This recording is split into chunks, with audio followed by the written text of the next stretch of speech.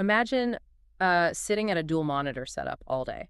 Right. You're just building these massive hyperlogical digital systems. I mean, your entire professional life is dictated by absolute binary precision. Yeah. One misplaced semicolon and it's over. Exactly. One unclosed bracket and the whole architecture crashes. So you spend, 8 or 10 hours a day hunting for bugs, making sure everything runs in a perfectly predictable loop. Which is incredibly draining. It is. But now imagine taking that exact same mindset, shutting down your computer, walking home through this loud, alienating city, and, well, trying to write a poem about the crushing reality of leaving your home country forever. It's a wild juxtaposition. It really is. Today, we're looking at a guy who did exactly that. And honestly, it completely shatters how we usually think about art versus science. Oh, it shatters it entirely. I mean, For real. we have this culturally ingrained assumption that the analytical mind and the artistic mind are they're at war with one another. The classic left brain, right brain myth. Right. That the engineer is cold and detached, while the poet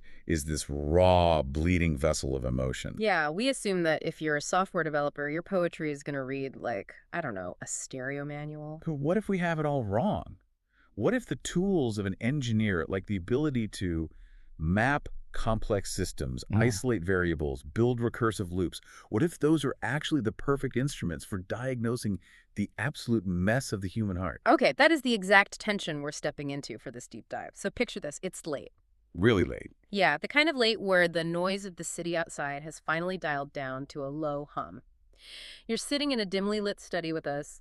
We've got some coffee, we've got our notes, and we have this truly fascinating, obscure text spread out on the table between us. I love that visual. I really want you to lean in because what we're looking at today is a masterclass in psychological architecture. We're unpacking a 2015 poetry collection called Marilyn Monroe, You and Me by Nirasha Gunasekera. And to really grasp what this collection is doing, Yeah. the context is absolutely vital here. Right. So Nirasha Gunasekera is a Sri Lankan male writer. He migrated from Sri Lanka to Australia.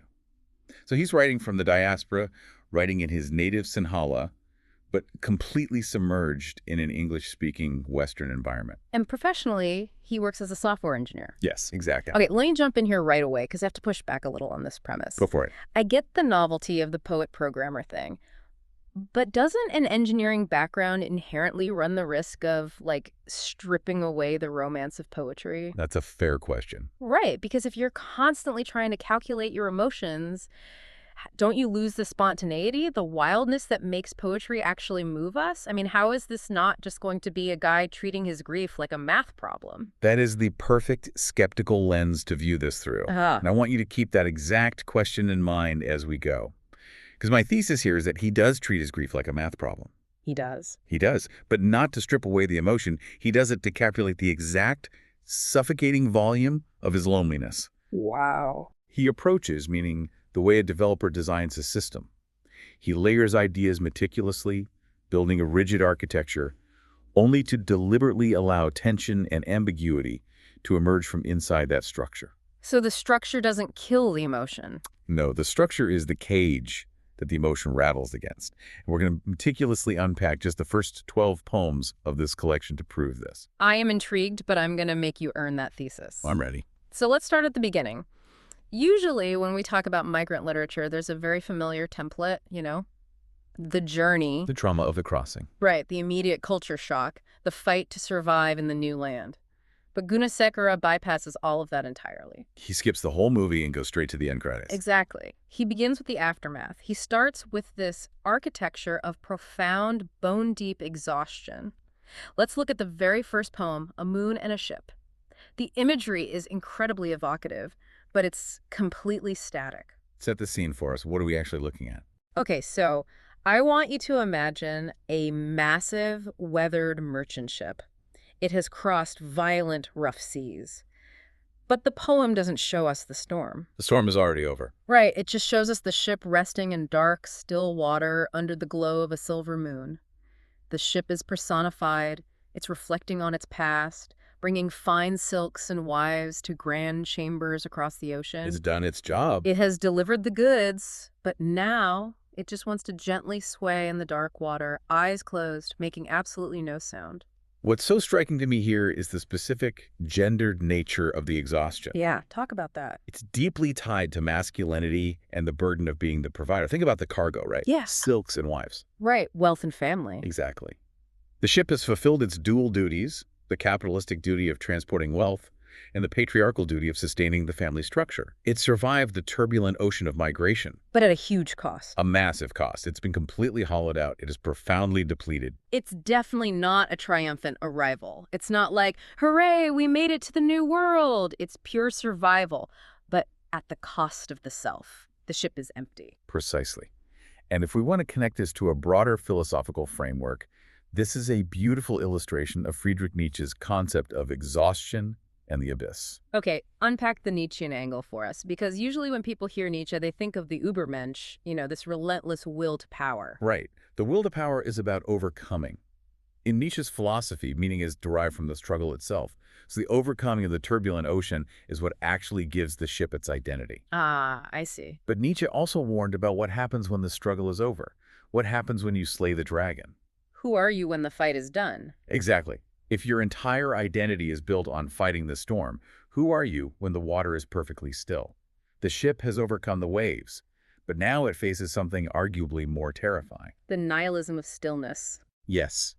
The purpose that defined it is gone. It's left in this state of suspended animation, swaying under the moon, completely devoid of meaning. That makes so much sense, and it really resonates with something highly relatable. I want you to imagine you have a brutal 2-hour commute every day. Oh, I've been there. Right. You're fighting traffic, someone cuts you off, you're constantly calculating lane changes just to survive the highway. You are in full will to power mode, just trying to get home. Just surviving the drive. Yeah. And then finally you pull into your driveway, you turn off the engine, but instead of getting out of the car and going inside, you just sit there in the dark. For like 10, maybe 20 minutes. The driveway moment, we all know it. You are in this liminal space. You don't belong to the journey anymore. The highway is behind you. But you haven't crossed the threshold into the destination either. You're just suspended. Suspended in the dark, exhausted by the machinery of your own life. That is the ship. The ship is the guy sitting in the driveway staring at the steering wheel. That is a phenomenal analogy. It captures the exact emotional frequency of this first poem. And this concept of being suspended between a past you've survived and a future you haven't entered. It sets the stage perfectly for the sixth poem we need to look at. Moving house. Yes, leaving or moving house. Mm-hmm. Because if the first poem is about the internal exhaustion of the journey, the sixth poem zooms in on the physical domestic spaces that the journey forces us to abandon. So in Moving House, the scene is very tactile, very systematic. The narrator is packing a truck. They've sold off the furniture. They're leaving behind the wife's favorite orchid pots. It's the mechanics of leaving. Exactly, the mechanical process of dismantling a life, putting things in boxes, tape, labels. But then the poem does this amazing sensory shift. The narrator wanders to the edge of the yard, away from the boxes. Away from the logic. Right. And he crushes a lemon leaf between his fingers just to smell its citrus. And while he's standing there, breathing in the sharp scent, he looks into the garden shed and spots an abandoned, shining snakeskin. The sensory architecture here is masterful. We move from the structured act of moving boxes, which is this very systematic, algorithmic process of categorization. The developer at work. Yes. To the sudden, grounding, almost violent olfactory shock of the crushed lemon leaf. Smell is so deeply tied to memory, it yanks him out of the logic of moving and into the raw emotion of the physical space. And then he sees the snakeskin. Right. And this raises an important question for us to untangle. What does a snakeskin actually represent in this context? Okay, let me push back here, because Okay. I know where you might be going with this philosophically. But isn't a snakeskin just a very standard, even cliche, poetic trope for rebirth? Like shedding the past to grow. Yeah, the snake sheds its skin, it moves on. It's basic biology. How is this explicitly a developer's bug or a complex post-colonial metaphor, and not just, basic entry-level poetry? That is a completely fair challenge. Yes, traditionally shedding skin is about rebirth. But look at the context here. Gunasekera doesn't show us the new snake. We don't see the rebirth. He focuses entirely on the discarded hollow shell left in the dark shed. In the philosophical framework of Jacques Derrida and deconstruction, there is a vital concept known as the trace. The trace. Okay, explain that to us like we're 5. A trace is the mark of an absence.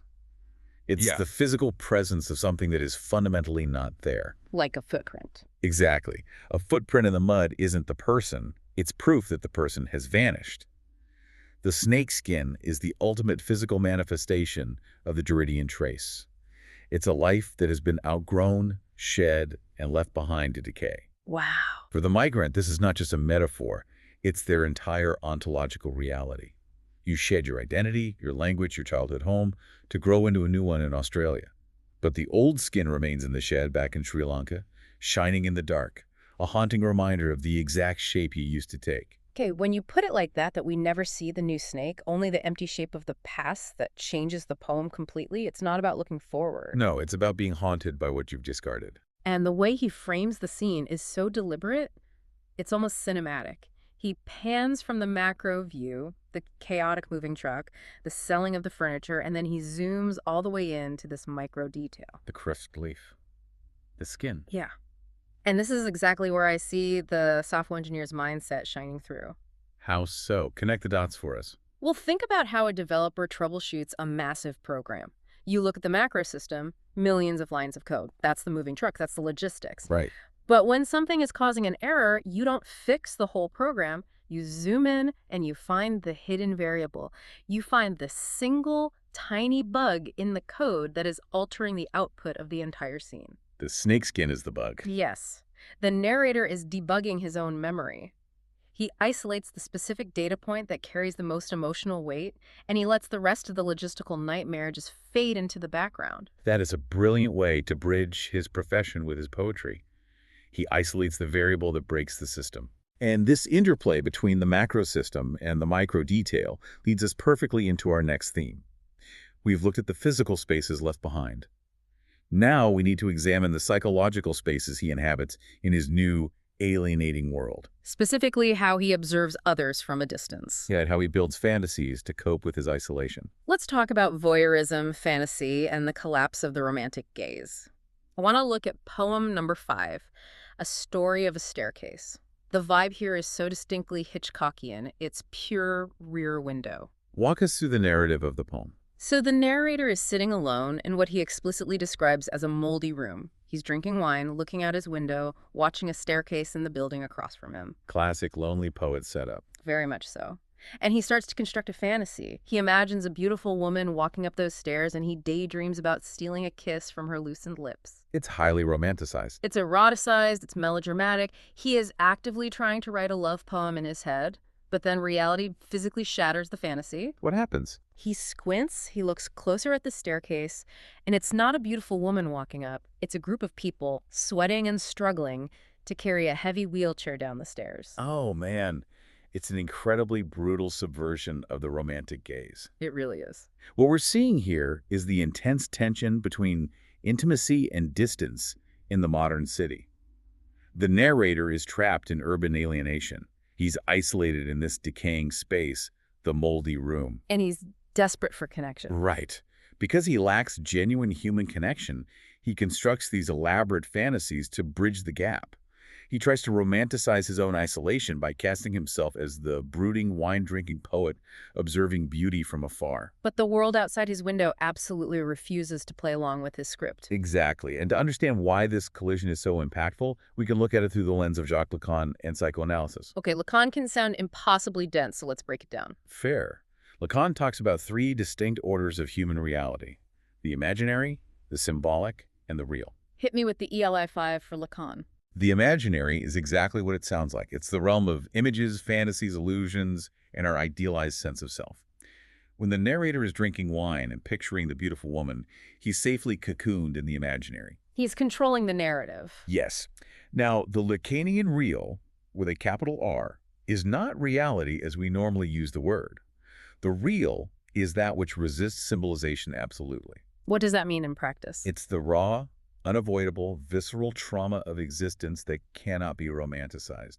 It's the meat, the bone, the gravity, the decay. Okay, so if I'm on a perfectly curated, highly romantic first date candlelight, soft music, I'm feeling incredibly suave. That is the imaginary. Correct. But if I suddenly violently choke on a piece of steak and have to be given the Heimlich maneuver while coughing up food on the table, that is the Lacanian real crashing in. That is horrifying, but absolutely perfect, yes. Yeah. The Heimlich maneuver ruins the fantasy of the suave romantic. In the poem, the wheelchair is the Lacanian real. It violently punctures the fantasy. It reminds the narrator that the world outside his moldy window is not a blank canvas for his poetic desires. It's a place of literal physical struggle, of disability, of gravity, of people sweating to move a heavy chair down a flight of stairs. But here is where it gets incredibly interesting to me and where I think the poet's self-awareness really shines. Where's that? Is Gunasekera actively mocking his own romanticism here? I mean, he specifically tells us he's in a moldy room weaving these grand fantasies. Is the narrator sincere in his profound loneliness, but simultaneously performative in his self-awareness? I see what you mean. It feels like he knows he's being a brooding cliche, and he's almost punishing himself for it by introducing that wheelchair image. He is debugging his own ego. I think you're spot on. The poem is steeped in this dark, self-deprecating irony.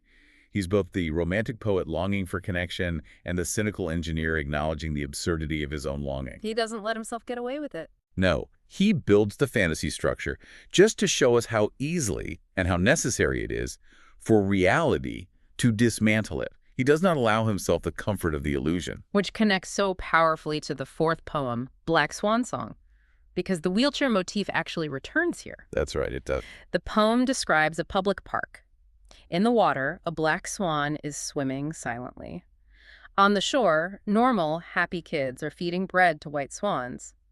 But there's a disabled child in a wheelchair sitting by the water, apart from the other kids. And what is the child doing? He's tearing the 10th petal off a withered water lily and dropping it into the dark water, actively searching for the black swan. The precision of that image is just staggering. Right. I want you to focus on the phrasing. Okay. The 10th petal. Not just a petal, not some petals, the 10th. The mathematical precision again. Yes. The engineer's mind is showing up right in the center of a moment of deep, unspoken sorrow. He is quantifying the grief. He is counting the iterations of a loop. And by quantifying it so specifically, by assigning a rigid number to a delicate flower, he amplifies the tragedy. This poem is a profound exploration of the concept of the other. How so? You have a highly normalized, acceptable system. The idealized park, the bright daylight, the happy children feeding the beautiful white swans. And then you have the margins, the disabled child and the black swan. They mirror each other perfectly. Exactly. They both exist entirely outside the acceptable, idealized system of the park. They're the literal glitches in the park's source code, the elements that don't fit the algorithm of a happy afternoon. We could read this as a brilliant piece of ideological critique, very much in the vein of the philosopher Slavoj Žižek. Oh boy, Žižek. Okay, break this down for us. Žižek argues that ideology isn't just a false set of beliefs in our heads. Ideology actively structures our physical reality. The idealized image of the park, the white swans, the laughing children, is an ideological construct of what society is supposed to look like. And how is that happy construct sustained? It's sustained precisely by ignoring the margins, by rendering the pain, the disability, and the otherness invisible. The happy kids don't see the kid in the wheelchair. The white swans ignore the black swan. But Gunasekera refuses to look at the center. Exactly. He forces us to look at the margins. He forces us to count to the 10th petal. He exposes the trauma that the idealized system is actively trying to hide in order to maintain its pleasant illusion. So we've gone from the isolation of the individual mind in a moldy room to the constructed, exclusionary reality of a public park. And that actually brings us to a major turning point in the collection. The shift to the macro. Right. How does Gunasekera view the modern world as a whole? How do we as a society engineer nature? In section 3, we see his critique expand aggressively into these hyper-structured, commodified environments. Yes, the absurdity of the commodified landscape. Poem 9, A Certain Waterfall, is perhaps the sharpest example of this. Oh, this one is so cynical and sharp. I absolutely love it. The poet gives us the exact rules and specifications of this waterfall. He lists them out. Yeah. It's exactly 450 kilometers away. There are strict, color-coded garbage bins. There are glossy-colored brochures, custom-built viewing decks, cafes selling cold beer, even diaper-changing stations. The wild nature has been perfectly sanitized. It's an optimized tourist trap. But then he shifts our gaze. Beyond the flashing cameras, beyond the safety railings, he notices a silent, thin, unimpressive stream of wire creeping through the dark rocks, completely ignored by everyone. This is a devastating critique of what the philosopher Herbert Marcuse calls technological rationality. Okay, technological rationality. What does Marcuse mean by that? He argued that modern, advanced industrial societies are obsessed with total administration. The modern world cannot tolerate the wild, the sublime, the dangerous, or the unpredictable. That has to control it. It must domesticate it. It has to turn the overwhelming awe of a waterfall into a manageable, safe, commodified, ticketed experience with a brochure in a cafe. And the poet maps this all out. Right? Channeling his inner systems engineer, he meticulously lists the specs of this tourist site. He maps the entire system of control. But then, just like with the snakeskin, he points out the bug in the system. The unseen trickle of water in the dark? Yes, that silent, unglamorous stream is the raw, uncommodified reality that escapes the system's control. It's nature refusing to be entirely domesticated. It's the part of the program that the developers didn't account for. It makes me think about how we experience the world through our phones now. Oh, absolutely. I want you to imagine going to the Grand Canyon. You're standing in front of one of the most sublime, terrifying natural wonders on Earth. But instead of actually looking at it, instead of letting it make you feel mortal, what do? You pull out your phone. You turn your back to it. You hold up your phone, you apply a filter, and you try to capture the perfect colored brochure version of it for social media.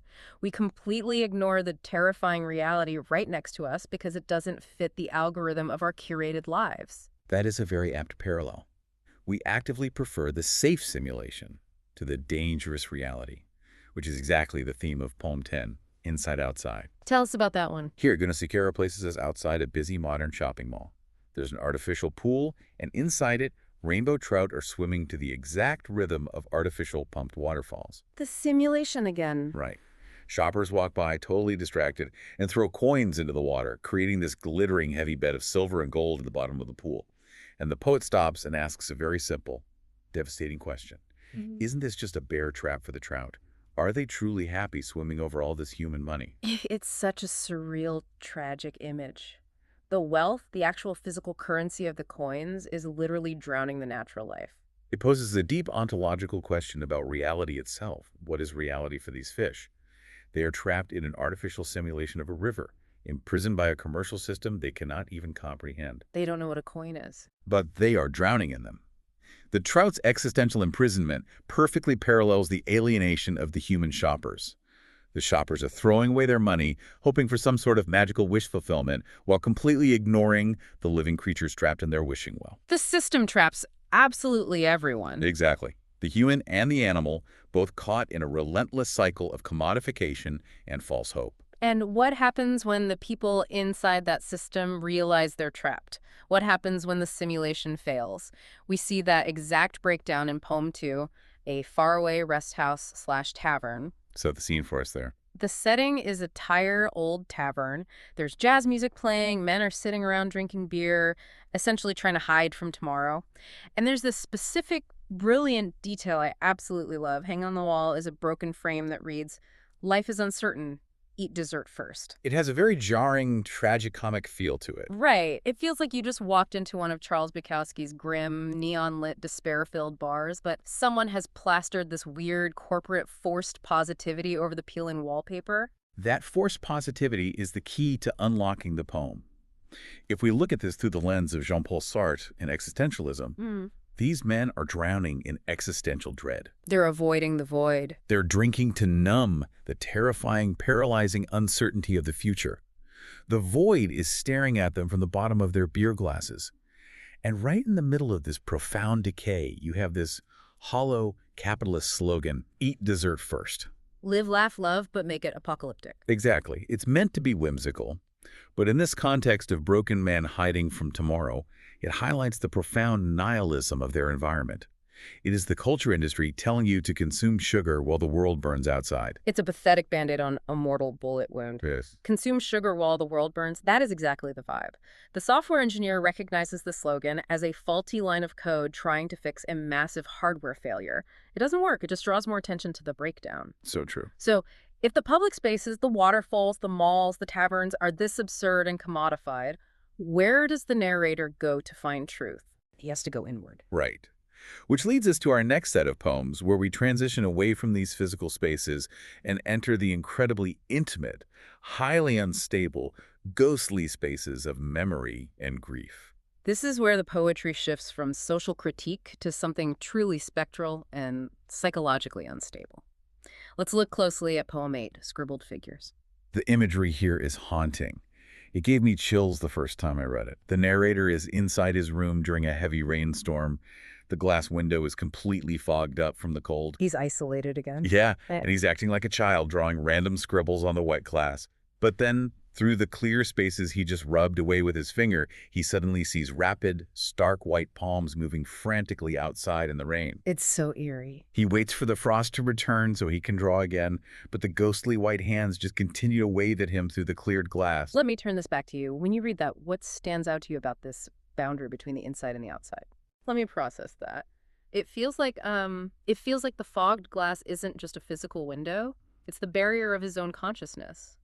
Or maybe even the barrier of language. I like that. He's inside, drawing shapes, which is what writing poetry is, right? Drawing shapes to make meaning. He wipes the glass away because he wants to see clearly, expecting to see reality.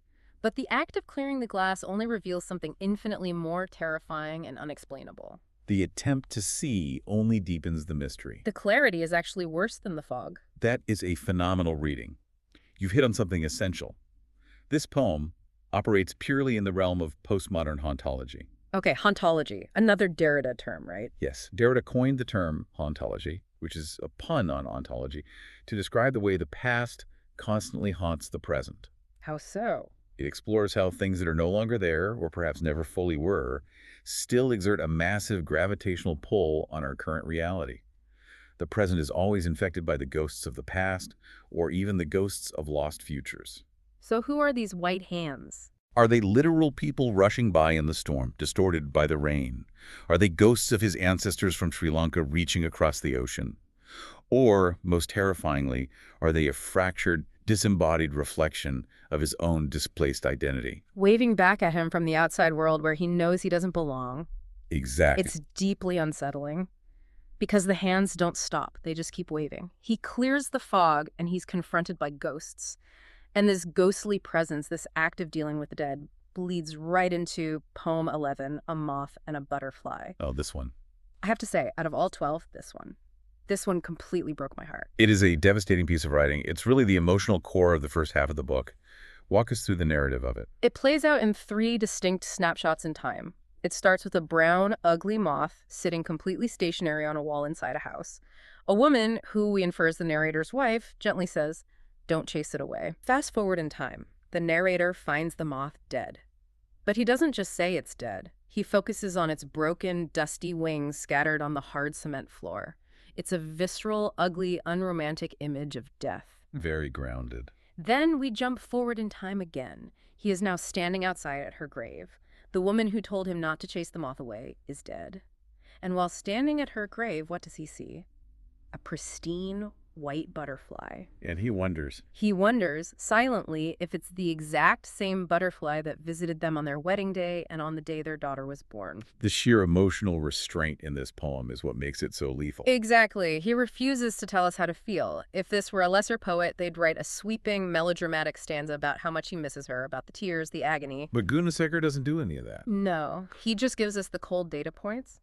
Ugly moth, wife's voice, broken wings on cement, headstone, white butterfly. He inputs the variables into the program, hits run, and lets the reader's own heart break connecting the dots. It's algorithmic grief. Algorithmic grief. That is the engineer's ultimate control over the emotional architecture right there. He knows exactly how much space to leave empty for the reader to fall into. It's brilliant. And theoretically, we can view this emotional processing through Sigmund Freud's concepts of mourning and melancholia. How does Freud map onto the moth and the butterfly? The poet is contrasting 2 highly distinct realities of death. The first is the visceral, unromantic, brutal, biological reality represented by the shattered moth wings on the hard cement. Death as a pure physical fact. Yes. It is ugly, it is final, and it leaves a mess on the floor. And the second reality. The second is the desperate, psychological human need to construct beautiful, comforting myths to survive the trauma of that physical fact. That is the white butterfly of reincarnation. We can't handle the wings on the cement. The human mind simply cannot process the horror of it, especially when it applies to someone we love. So the mind creates a narrative. It creates a story where the soul returns as a beautiful white butterfly on significant family anniversaries. And he knows it's a myth. The poet knows it's a myth. He's an analytical, highly rational thinker after all. But he also understands, on a profound level, exactly why the myth is absolutely necessary for his own survival. It's the agonizing tension between knowing the cold truth and desperately needing the warm lie. He knows it's just a bug, but he needs it to be her. That is devastating. It is. Which brings us naturally to our final section, escapism, verticality, and the gravity of isolation. Because when the memories get too heavy, when the gravity of the grief is too much, the natural human instinct is to escape, to fly away. So get above it all. Right. And in these last three poems, we see a recurring motif of looking down from a great height, attempting to get away from the self, but always being pulled violently back down by gravity. Yes, the failure of escape. Let's start with Poem 7, An Inexpressible Joy. The narrator entertains a deeply childish, almost fairy tale fantasy. He imagines shrinking his body down, hiding safely under a giant bird's wing, and flying high over modern cities. He wants to look down. He explicitly wants to see the massive buildings, the traffic, and the chaotic human world as tiny, manageable, insignificant dots. It's the ultimate God's eye view. Or, going back to our central thesis, it is the developer's view of the system. Oh, absolutely. If you're a programmer and a single line of code is frustrating you, you zoom out, you look at the entire architecture from high up. Human suffering, displacement, and grief just look like data points on a map. They lose their sting. It feels manageable. But the escapism here is inherently flawed. Even in his own carefully constructed fantasy, he cannot build a perfect refuge. Think about how he describes the space under the bird's wing where he's hiding. What words does he use? He calls the space under the wing moldy and musty. The exact same decay from his lonely room in Poem 5. Exactly. There is no pure escape. The decay of his physical reality infects his imagination. The system is corrupted at its core. Even when he uses his imagination to fly away, he carries the rot of his isolation with him. We see that absolute corruption of nature again in Poem 3, the smoke/smog. Oh yeah, the valley filling with smoke. Right. The valley is filling with thick, choking smoke. So the narrator does what anyone would do. He goes to the beach looking for a fresh breath, a moment of purity, a reset. But the ocean isn't a sanctuary. Not at all. He finds the waves crashing aggressively, violently trying to wash away the ash and smoke that have already dirtied the shore. This poem is a brilliant, aggressive subversion of the traditional Sri Lankan nature poem. Elaborate on that. What is the tradition he's pushing against here? Well, in traditional Sinhala poetry, the island landscape is very often idealized. It's portrayed as this pristine, tropical paradise of blooming lotus flowers, calm waters, and spiritual purity. A postcard. Exactly. But Gunasekera strips all of that romanticism away. He gives us a landscape choked by environmental and psychological smog. The ocean isn't a place of healing or spiritual cleansing. The ocean is exhausted. It's trying to clean up an industrial mess. Yes, a mess it didn't make. The landscape is as polluted, depleted, and tired as the narrator's own mind. The external world perfectly mirrors his internal exhaustion. Which brings us, finally, to Poem 12, Enough. If there's one single poem in this first half of the book that perfectly encapsulates absolutely everything we've talked about tonight, the isolation, the mathematical precision, the cinematic eye, the collapse of romance, it is this one. Set the stage for us. Where is he? The narrator is standing on a high balcony. He gives us the exact floor number, the 32nd floor. He's looking down at the glittering city lights. He takes off his tight, restrictive work clothes. He feels the cool wind against the loose nightgown. The sensory details are so sharp. Very sharp. He opens a cold bottle of a drink and he listens. He literally focuses in and listens to the microscopic, high-frequency sound of the carbonation bubbles bursting. And then the emptiness settles in. Right. But it doesn't just arrive randomly as a vague mood.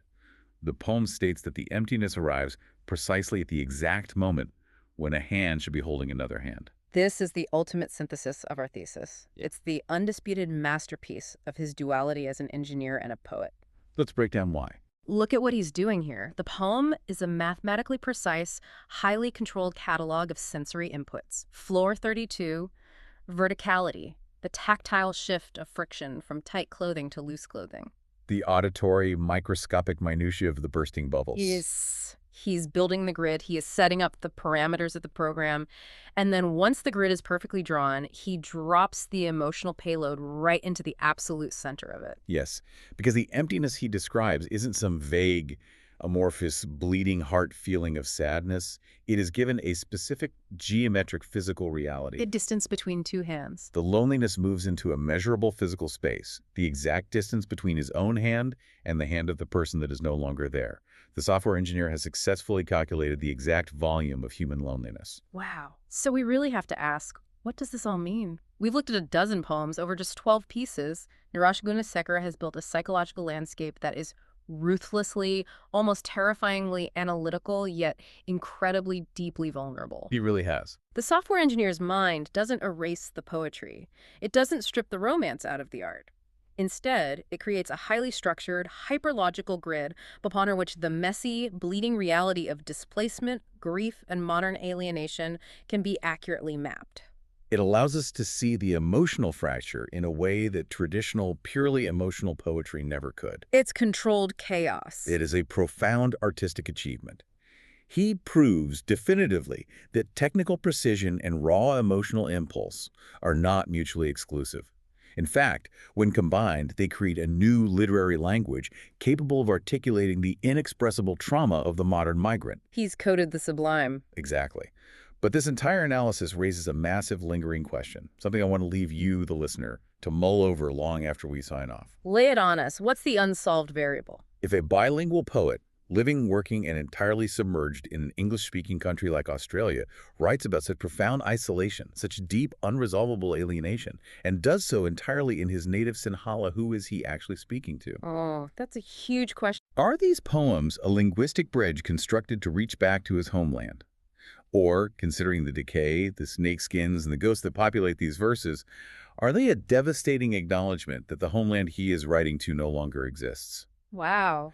Are we, as readers, just more scribbled figures on his fogged glass? Are we the white hands he's trying to draw? Let me just sit with that.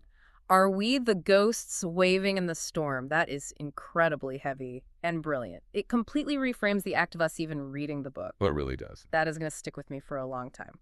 Thank you for joining us on this deep dive into the source material. We invite you to look closely at your own surroundings today. Pay attention to the algorithms of your commute, the spaces you've left behind, the fantasies you build to survive the mundane. Look for the structural poetry hidden in your everyday routines. And remember, sometimes when the standard diagnostic tools fail and the waters of human emotion are murky, the only way to map the fracture is to find a withered lily and meticulously count the petals.